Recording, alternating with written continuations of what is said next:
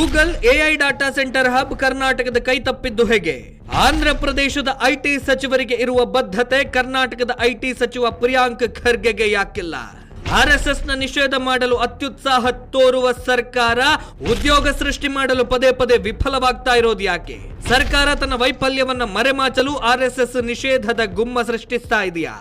ಸ್ನೇಹಿತರೆ, ಅಪ್ಪ ಅಮ್ಮನ ಜಗಳದಲ್ಲಿ ಕೂಸು ಬಡವಾಯಿತು ಎಂಬ ಗಾದೆ ಮಾತಿನಂತೆ ರಾಜ್ಯ ಸರ್ಕಾರದ ಬಣಬಡಿದಾಟದಲ್ಲಿ ಐಟಿ-ಬಿಟಿ ಸಚಿವರ ನಿಷ್ಕ್ರಿಯತೆ ಮತ್ತು ಬೇಜವಾಬ್ದಾರಿಯಿಂದಾಗಿ ಕರ್ನಾಟಕಕ್ಕೆ ಬರಬೇಕಾಗಿದ್ದ Google AI data center hub Andhra ಪ್ರದೇಶದ ಪಾಲಾಗಿದೆ. ಈ ಮೂಲಕ $14 ಬಿಲಿಯನ್ ಅಂದ್ರೆ ಸರಿಸುಮಾರು 1.33 ಲಕ್ಷ ಕೋಟಿ ಮೊತ್ತದ ಹೂಡಿಕೆಯನ್ನ ಕರ್ನಾಟಕ ಕಳೆದುಕೊಂಡಿದೆ.